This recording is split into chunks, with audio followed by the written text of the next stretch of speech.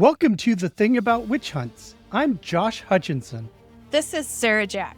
Today we're exploring the intersection of history, community, and theatre in the Scottish Borders. We're joined by a fantastic panel of guests to discuss Rope and Flame, a community-forged production that tells the devastating true story of the 1629 Peebles witch trials, where 27 people, including 20 women, 6 men, and a 15-year-old girl, were accused of witchcraft and executed. Our guests today include Clare Prenton, the director and co-writer of the play, Anita John, playwright and co-writer, Scott Noble, the lead actor who plays the real-life historical figure Reverend Archibald Sid, and history consultant Mary W. Craig, the historian and author whose book, Borders Witch Hunt, inspired this incredible project. Let's dive into how the play explores the psychology of both the accused and the accusers, the dangerous power of whispers and gossip in a tight-knit town, and how local communities can come together to honor their shared and complex history. Community life in all its texture across generations comes alive in this discussion. Prepare to be transported and transformed. Welcome to the Thing About Witch Hunts podcast. Please introduce yourselves and tell us about your role or any background information you'd like to share. Yeah, my name is Clare Prenton. I'm a theatre director and a writer and a producer now as well. And I live in the Scottish Borders, just south of Edinburgh. And I'm directing and have written, along with Anita John, and a third female writer, Vivian Reid, Rope and Flame. And it's the story of the Peebles witch trials, which happened in our town in 1629. Shall I go next? Hello, I'm Anita John, and I'm a playwright and also a poet and a short fiction writer. And I enjoy writing about from the female point of view, and also I enjoy writing about historical events. So this project, Rope and Flame, really suited me. I also enjoy writing collaboratively, so it was the perfect project. And a great delight to work with Claire and Vivian in writing the play collaboratively and using Mary Craig's book as an inspiration. So yeah, I'm sort of dabble across all the genres, but I love playwriting because of its collaborative nature. And I'm also based in the Scottish Borders. I'll go.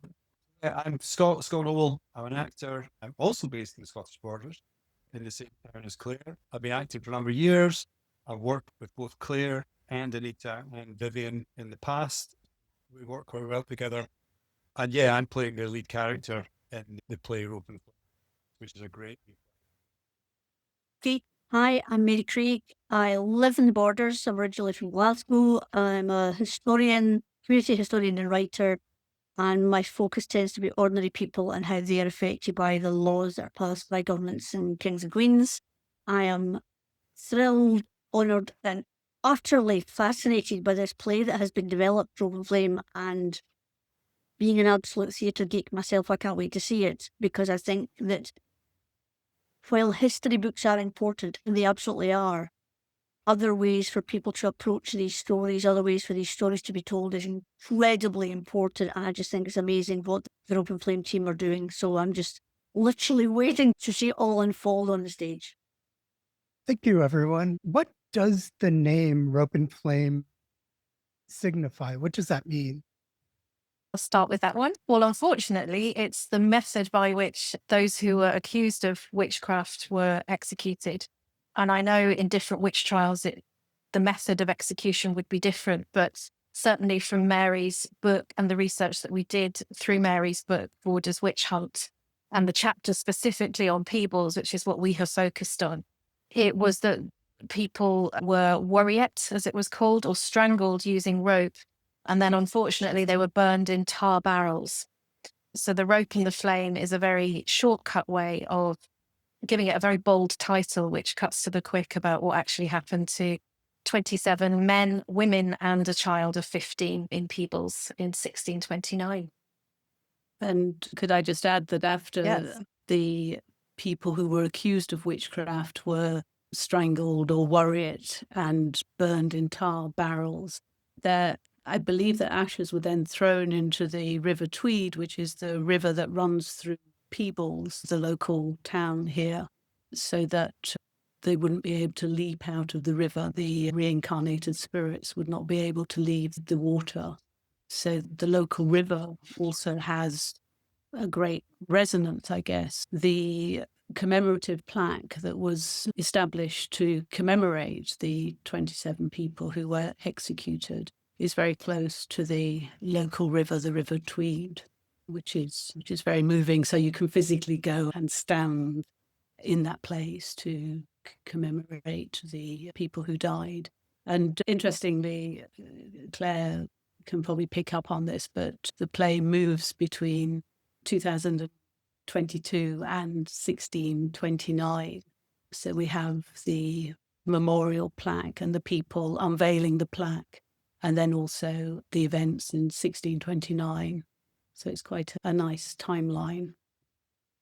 I don't know if you want to say anything more about that, Claire, about the... Yeah, I think that was the timeline. inspiration for, I think the inspiration for writing the whole piece was that I was made aware that there was going to be this ceremony on Tweed Green, which we all walk past this patch of green land as we're walking into town from wherever we live.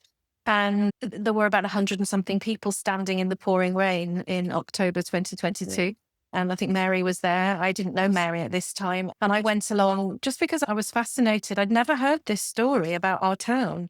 And although I'm from England and I've only lived here since 2008, I'd never heard anybody talk about this at all. I'd not seen it in any history, Facebook pages or anything. And so I was fascinated by this kind of a dark period in the town's history and how a group of local people had come together to form a committee in order to get the plaque put there. And a local undertaker has actually placed it there and paid for the stone and has agreed to maintain that stone to the 27. So that was the real inspiration. And I teach a class at the local theatre, and so based a class on Rope and Flame. And Anita was actually on that course.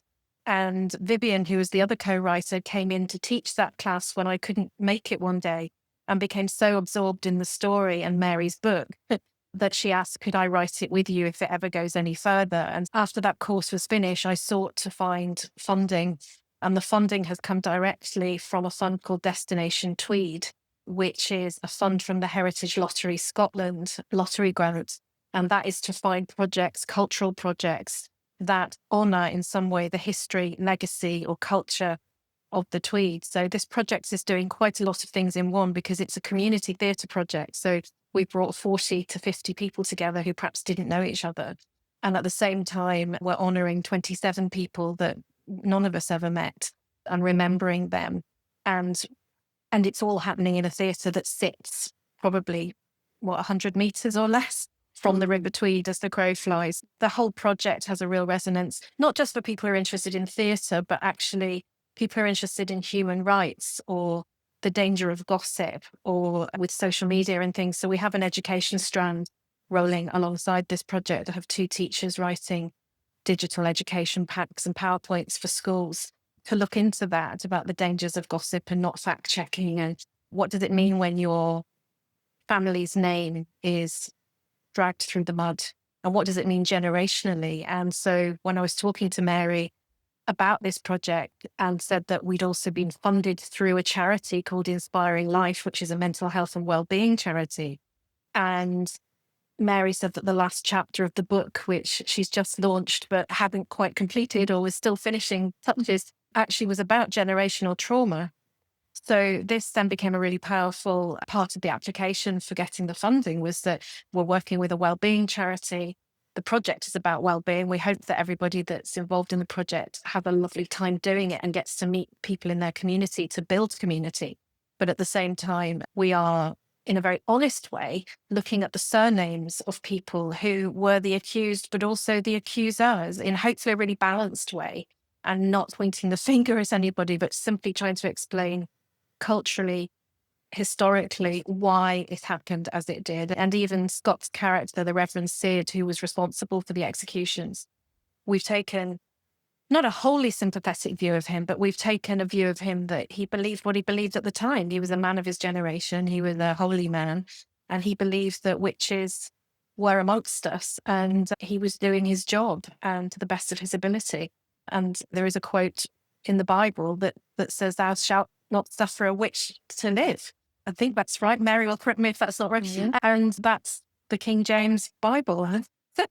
And we know that King James was very interested in witches and witchcraft, and having directed productions of Macbeth myself in the past, both the opera version by Verdi and the professional version, all of these links with James the First and Sixth of Scotland, as we call him up here, and where we sit in the King's Meadows, where my house is just here, I'm very close to the King's Meadows, and the whole area is very Jacobite area. We have Traquair House just a few miles down the road, which is where Catholic priests were hidden, where Mary Queen of Scots nearly lost King James when she was pregnant with him because Darnley was trying to make her go horse riding to miscarry James. And so the whole area is entrenched in the Jacobite story, in the history of witchcraft.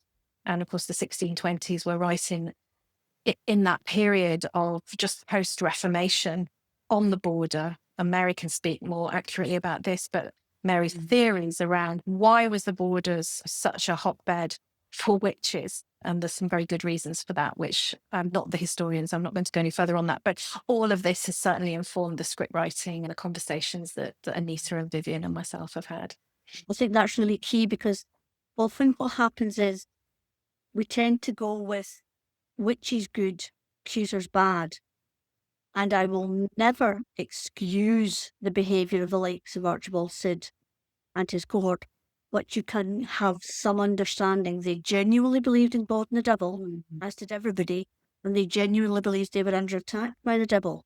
So if you are a good Christian and you are a man of God, then you are going to fight the devil and you're going to fight his handmaidens, witches. So, as I say, the fact that their good religious faith tipped over into zeal and chaos and torture and death, I will not excuse, but you can understand, you can at least explain that was why they were doing what they were doing. They genuinely thought they were doing good. They thought they were fighting the devil. And as a man of God, what else could you do? So it's really interesting that's coming out strongly in the play, which again, I don't believe anybody is 100% evil. I believe that some people do bad things and most people do good things. And Archibald Sid probably got up in the morning and thought he was doing a good thing. And in a way he was, because he was trying to protect his flock. So it's good that we can tease out all of these nuances in something like a play, because not everybody's going to read a history book. So I think it's really key that all these intricate parts of human psychology and human nature are going to be explored in the play, and hopefully people will go away and think about it and talk about it. So that's great. Scott, do you, as a character in this kind of role, the community, looking back, it's one of the enemies, but when it was happening, a spiritual protector, do you feel the weight of that? How is this resonating with you as a actor? I think the tricky thing is trying to get that balance. And it's not all kind of fire and brimstone and you're all going to go to hell and all this. It's, I think what's been quite cleverly done in the play is bringing out the human side. There's a couple of lovely wee scenes in it where it's just him and his wife.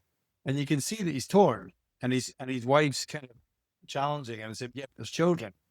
And he said, "Yeah, the devil doesn't spare children." He is very black and white. There are moments in it where you do see the human side a wee bit and you see this element of him being torn, but actually his faith comes first.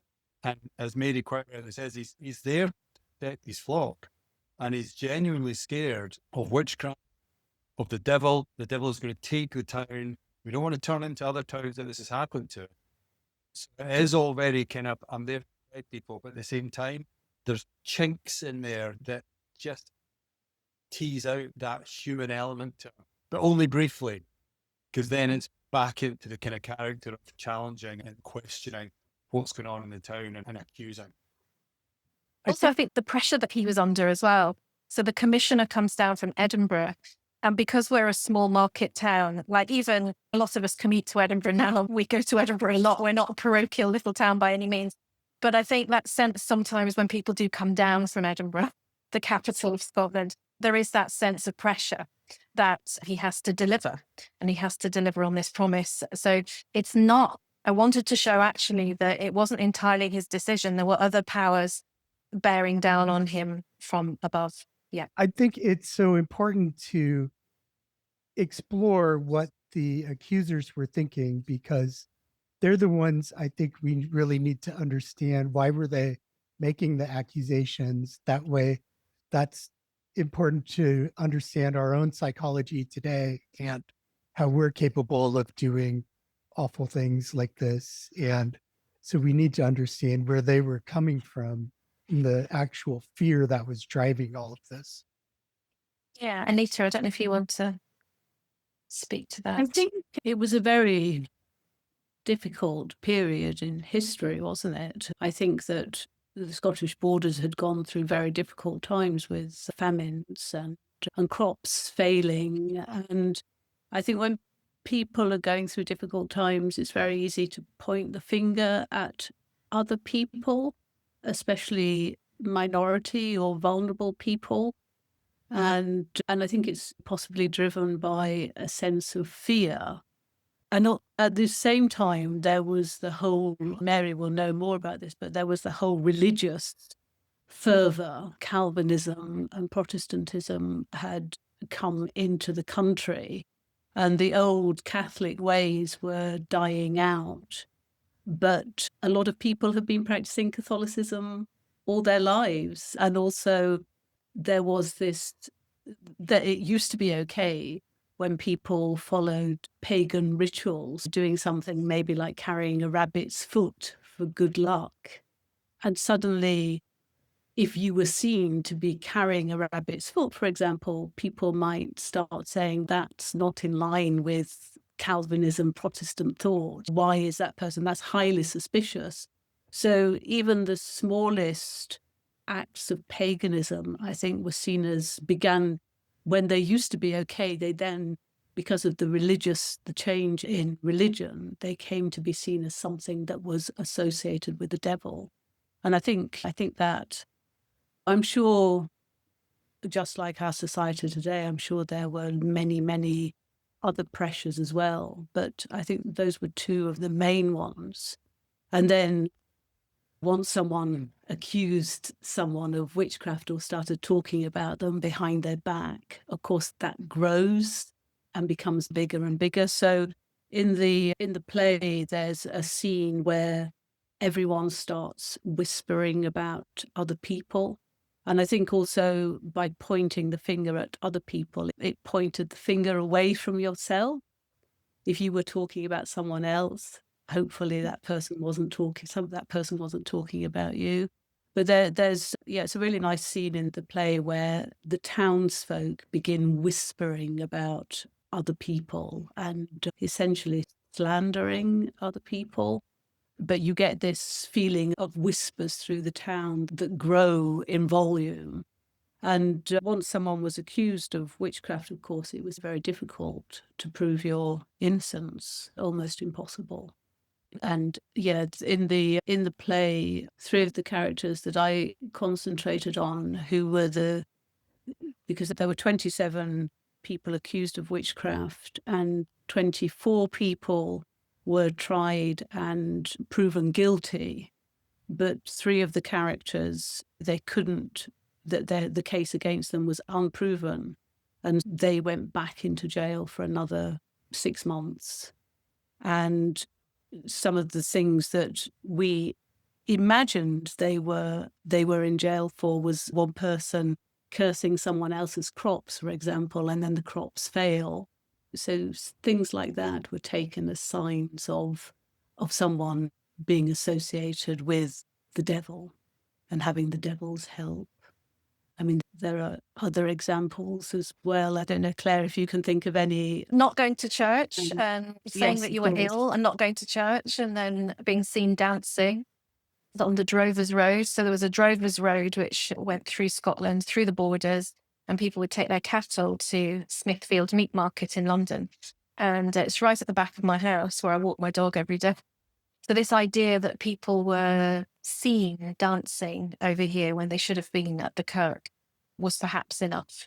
But Mary will also say that in her book that if somebody said you were a witch, you were a witch. There were 4 different We talk about 4 different ways that you might have been described as a witch. Some of the women perhaps were midwives or herbalists on this sort of thing that was tolerated absolutely fine 10, 20 years before. But it's, as Anita alluded to, sometimes in history, we only have to look at other countries and what's happening politically in our own times, that things that have been tolerated 5, 10 years before are seen as sinister and banned later. And progress is not always linear. In that sense. Sometimes we have to fight for those freedoms to gain them back again. And certainly I was fascinated by the fact that we have 21 women, one of whom is a 15-year-old child accused of witchcraft, but also there were the men as well. So I think a lot of people are always surprised when I tell them, oh no, we've got 6 men in the cast who are also accused of having the devil's mark or being involved for various reasons. And we've alluded in the play to someone who perhaps is just outspoken.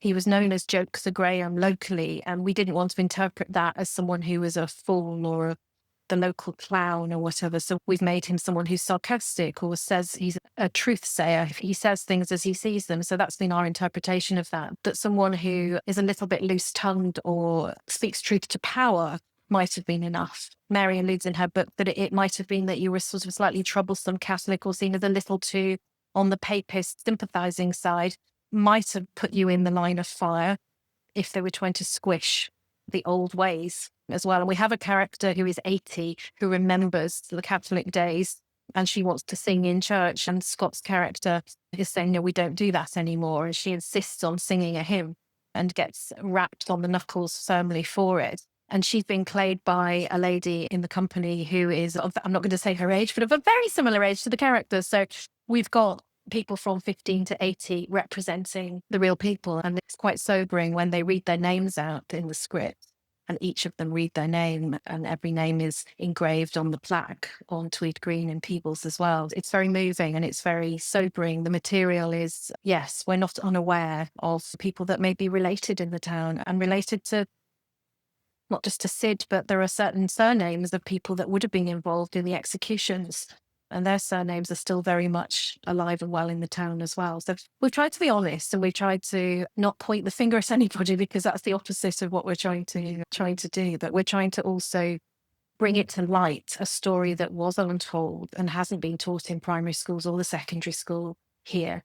And we're offering the history teachers and the primary school teachers an opportunity to look at that with their classes and engage the young people in the thing that they walk past every day when they come into town for their lunch from our high school is actually, they were real people and they can see a play about it. Just to say, one of the things I think is really important, again, about the play rather than a history book, is that I think there is a huge amount in the witchcraft trials that resonates today. We're talking about the scene in the play with all of the whispering. Social media, and I know it can be a great platform for connecting and having fun with your friends and sharing photographs of your doll cover a birthday party. But it can also be a medium by which whispers go round, gossip goes round, people get bullied, people get piled on. And the level of gossip and oh, I saw this, well, I know that about her, can happen so quickly and so readily that there are parallels to today that I think, again, without beating people over the head and making them have a history lesson, the play can just have people thinking, oh yeah, the power of gossip, the power of actually not thinking things through, but jumping on a bandwagon to have a go at somebody for some bit of gossip that you've no idea if it's true or not. So I think that's another important element of the play. I would agree, Mary, and I think it's that thing that as soon as something is said about somebody, the power of words, then people start believing it, even if it's not true. Yeah. So I totally agree with you. And obviously Arthur Miller's The Crucible springs to mind. We knew that we've all studied it at school in the UK growing up, and it's a wonderful play. But to have 3 female writers writing about these mainly female characters that are accused and not seeing it as hysteria at all, but actually the coercion in the case of our 15-year-old Isabel Haddock, a young girl from West Linton, we're explicitly showing how she was coerced into pointing the finger at other people through just sheer terror, through men demanding of her to name names. And so she does. We're not implying that there's any hysteria in the town other than a rational anxiety because people were being accused and executed.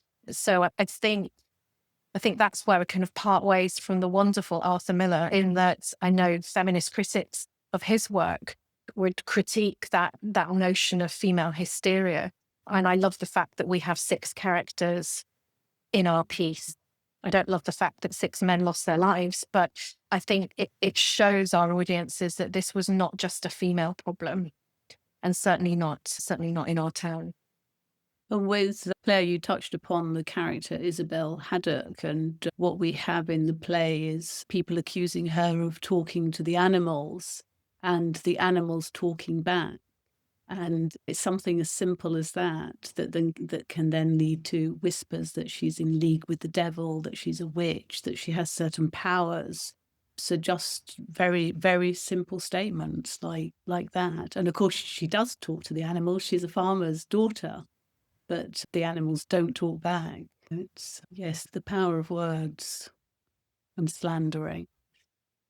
I'm just really amazed by what's happening. I descend from Rebecca Nurse, Salem Witch Trials, Crucible character. And I feel what is happening with this history that you are bringing to life, and that Mary has spent such meticulous time researching and sharing with the world too, is really special, because it wasn't broadly, globally sensationalized first. There is a lot of important things that can happen with the Crucible story, and it's still a useful tool. But I think this is just really touching that you have the history. When we started talking today, you talked to us about the river and the memorial and the grant that is allowing this piece of art to come together was from the community, and it's a gift to the community, and it's made by the community. I just think it's very remarkable. And all of this just is such a tribute to the history, and not just to the victims, but to the whole community that was experiencing this, even to the Reverend. I'm really amazed by how this is all coming together. And I think back to our first conversation we had with Mary Craig a couple years ago, and I remembered that she had attended the memorial. And at that time, I didn't quite recognize even how special an opportunity that was. These memorials and these communities don't prop up every day. That's very special what's happened in Peebles. Yeah, and it was a gentleman called Simon Ritchie, a local campaigner, and Elisa Smith. What was lovely about that, Elisa also at the time worked in the theatre. She worked in the cafe at the theatre. So we are a very small community here. So there are lots of links. And Elisa asked me, did I know anyone who could play fiddle for the memorial? And I put her in touch with a lady that I knew who was a fiddle teacher and a musician, Frances Taylor. Now, Frances is our musical supervisor on this project. So there's all sorts of kind of wonderful overlapping community things happening, which is that Frances played, she was there in October 2022, and now she's the musical supervisor working with a community musician who's playing the fiddle in the play. So it means a lot to the people who are in it, but it also means a lot, I think, to a lot of other people. Our tickets are selling very well, and I have no doubt we're also going to another festival in the Borders in Duns, which is Duns Play Fest, which Duns is a tiny, beautiful little tiny market town, much smaller than Peebles even, over towards the coast, about an hour away from us. And they have this remarkable festival every year since about 2018, 2019. And their audiences really like historical dramas. And so the artistic director invited us to take the play over there. So it gets a wider audience. But what I'm really interested with that is Mary is doing a pre-show history talk before that performance and in Peebles as well. But there's also a chapter on Duns in Mary's book, Borders Witch Hunt. So a local community could take that chapter and make their own version of what we have done. There's another chapter on Ima, so that, it's another chapter. So a lot of these towns could, I feel, if anyone came from those towns, if they wanted to do their own version, because their stories will be their stories and they might want to retell them in their way, but they might be inspired by what we've done to think about how they might like to tell that story. So I hope we see lots more popping up. There have been more and more witch trial dramas popping up in Scotland, I've noticed, and it is linked to the memorials that are popping up as well. And so I think there has been a movement in recent years. And on Facebook, we're following them, they're following us. It's a real community like yourselves that we can share these stories, even if geographically we can't always get to performances or gallery showings or whatever. I think it's maybe worth saying as well that in 2022, on International Women's Day 2022, Nicola Sturgeon, who was the First Minister of Scotland at that point in time, she issued a posthumous apology to the people who were accused of witchcraft. And I think because of that, I think maybe that's why there has been such an interest in creating memorial plaques and people reclaiming the history of those persecuted against witchcraft, which is interesting that it happened so quickly after that date, International Women's Day 2022. And I know that the Wellbeing Festival that we're part of, Inspiring Life, we're really interested in the stigma that surrounds mental health and well-being, but also the stigma that surrounds when mud sticks, this negative bias that we have as human beings. That I always say, if somebody tells you 19 wonderful things about Josh, but if they tell you one bad thing about Josh, that's the thing that you're going to remember. And that's how our brains work. It's how tabloid newspapers in the UK work. It's how any kind of system that operates on gossip. I'm sure it's how the corridors of power in Westminster work when people are lobbying and chatting and whispering in the corridors of power. And I think that's really quite sobering. And I hope that what the play does is bring a dark period of history to light so that we can talk about it. Because I think it's only through talking through these things and people saying, oh, actually, you know, that family were just an ordinary family. They just happened to be perhaps poor or on the wrong side of a religious divide, and the generational trauma that came from that for them, from being from a bad family or being seen to be, or they're a little bit funny, we don't like them. But that's what Mary picks up in her latest book. I know I haven't read the final chapter yet.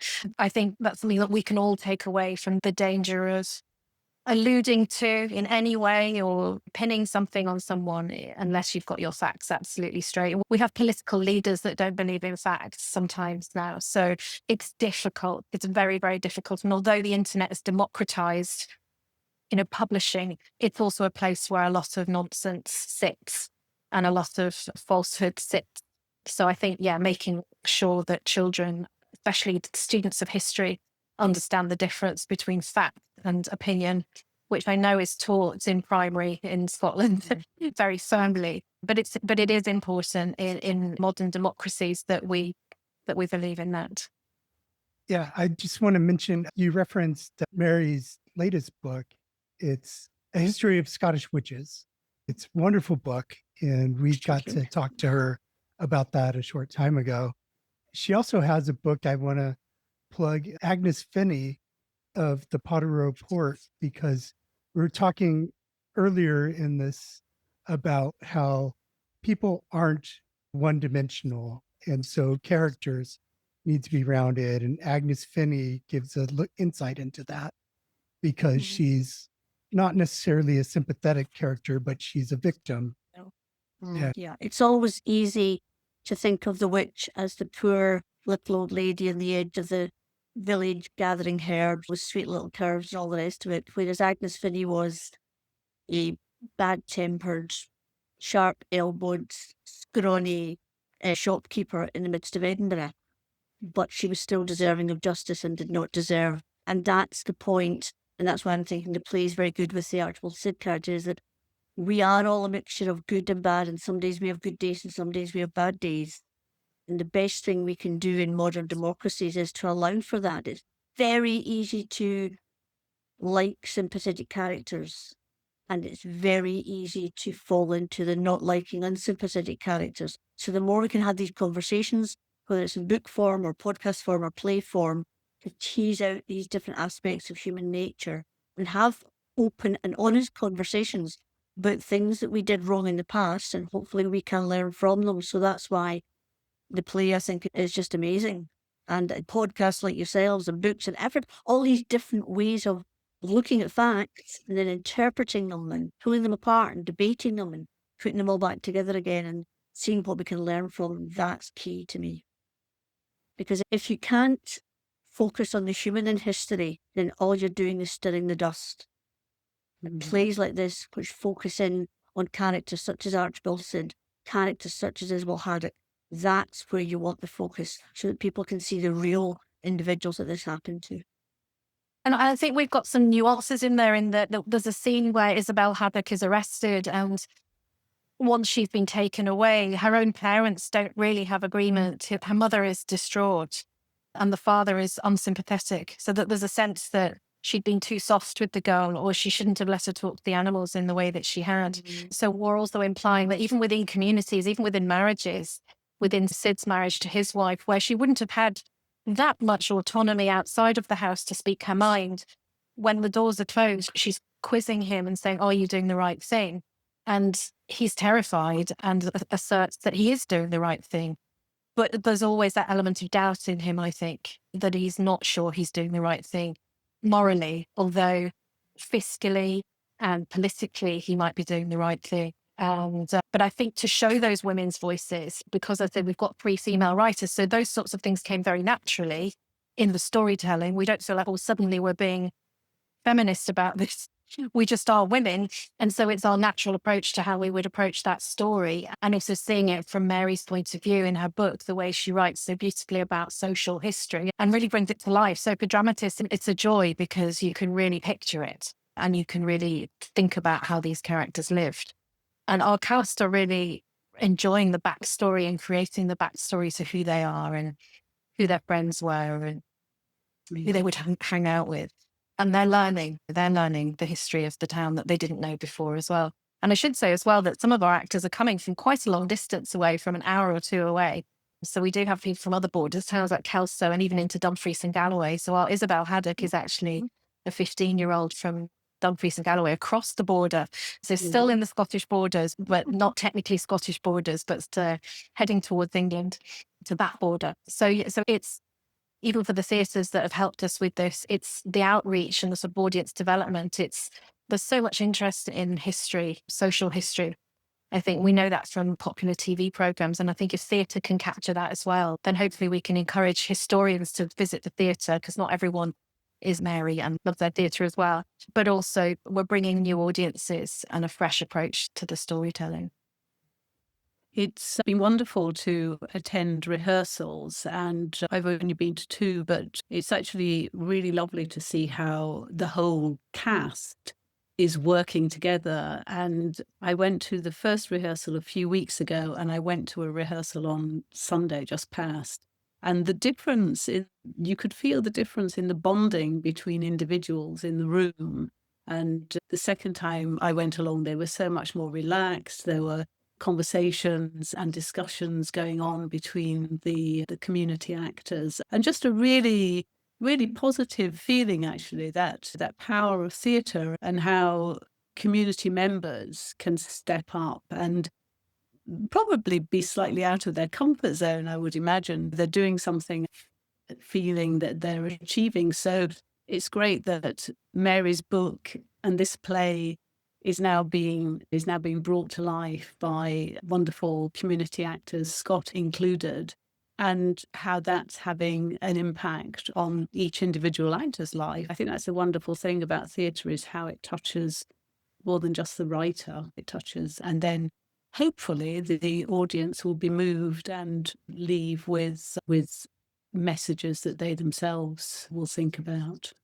I'll jump in at that, because you're right, Anita. There is, as each week goes on, there's a different energy in the room, and there's more energy every week. People are getting a bit more relaxed. They're getting to know who people are, even though I still can't remember most of the people's names. But A lot of people to remember. a lot of people to remember. But someone said to me on Sunday there, a friend of mine, he said, what's really interesting is that most people, or everyone, is turning up for rehearsal. So I've done a lot of community theatre in the past, and often people will get in touch and say, oh, I can't make it, or I'm going to be late, or oh, I can't do this week, or whatever. There'll be excuses. This is very different. I guess it's that energy that people are really committed, and they really want to turn up, and they really want to do the work, and tell the story. So they're really coming with enthusiasm. And as I say, as each week goes on, you can feel that enthusiasm and that energy. And I think it's a test to the writing and the directing, to the story that we're telling, to the community. That's where we've got that energy, and that's where we've got this thing. It's great. From that point of view, it's really good to observe and be a part of.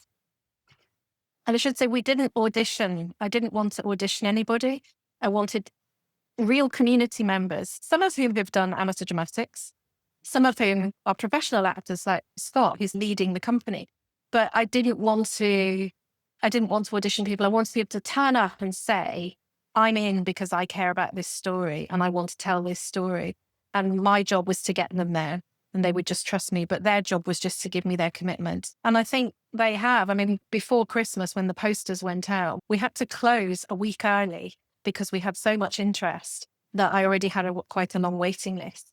So I've been genuinely taken aback by the numbers that came forward, but also in hindsight, not surprised because it's such an important story to be told. And I think that's why that commitment level is there. Everyone's getting a lot noisier because they know each other now. So I'm having to wave a bit louder, but that's lovely. That's what you want, because they are learning each other's names, and they are getting to know each other, and they're appreciating each other's scenes. And I should say, the way that we wrote it, we didn't sit and write together, the three of us. We each wrote different scenes that complemented the other, or we sat and had sort of development meetings. But then Anita would say, I've got an idea about this. And so I would say, well, you should write that scene because that's your passion. And then Vivian wrote some other scene. Vivian writes really beautifully for film as well. And so she writes really sparingly. I sort of tend to write more comedically and more in a more florid style. And Anita is somewhere in between us, I think. But people are saying they can't see the join, which is lovely, because the tone is there, because we work very closely together and we have quick meetings and so on. But it's been I've been amazed at how easy it's been, the three of us, to write together. It seemed really a really easy process, didn't it? It did, definitely. And it's quite interesting now looking at the script, because sometimes I can't remember which bit I wrote. It's sort of all blended together. But yeah, it was very interesting. And as Claire said, the script first formed through the course that Claire ran, which was an exploration of Mary's book and the story, the narrative story of the witches in Peebles. And we did quite a lot of improvisation around the devil and how the devil might appear because of this real belief that the devil existed. So there's quite a lot in there about how the characters in the play think the devil looks, which is quite interesting. Each character trying to outdo the other with descriptions of the devil. And so we had this sort of foundation, didn't we, Claire, which we did a script in hand reading of. I can't remember when we first started the play, actually. I think it was 2023. It was pretty soon after the memorial in the October. I think it was the following spring. I remember. Yeah. And we had a script in hand reading, and I actually read some of the pieces, some of the narrative pieces out, which I really, really enjoyed doing. And then when Claire got the funding and we were able to delve deeper into the writing, I did think about whether I would like to be part of the acting community. But actually, I'm really, really excited about sitting in the audience and seeing the work come together and seeing how other people can bring the whole play to life.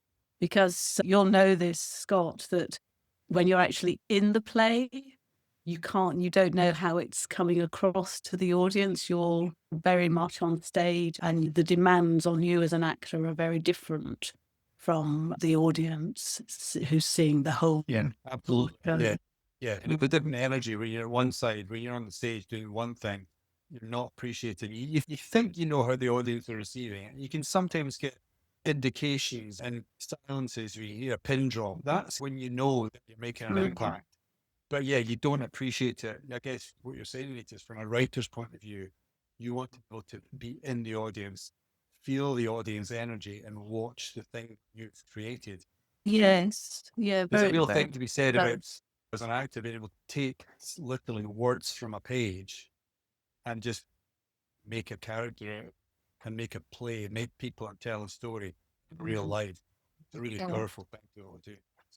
I should explain also to Sarah and Josh that we have the cast on stage for the whole hour of this play, and they're sitting on benches around the edge of the space, which creates either the courtroom or it creates the kirk, the church. So there's a real claustrophobia. Everybody is on stage for the entire time. And so when other scenes are taking place, we're just aware that everybody's watching. We may even have some actors watching our audience coming in through the theatre foyer and feeling they're being whispered about. We're not sure yet. But we just wanted to create that sense of unease that there's a lovely town. I chose to bring my family up here, as did Scott, and the Borders is lovely. And so was Peebles in 1628. And that's how our play starts, because a lot of people move here for the lifestyle, for the mountain biking, for the fishing.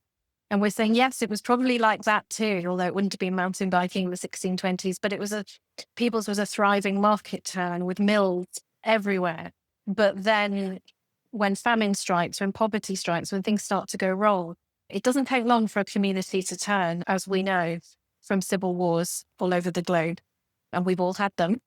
Yeah, so it's a kind of cautionary tale as well, I think. I don't take that lightly, that we do need to remind ourselves of these things because we don't want to go backwards. We always want to be moving forwards, I think. Mary, what was important for the acting team to know about the history? I see how the history was so important to the creation of the play, but how immersed did the actors need to be in the history?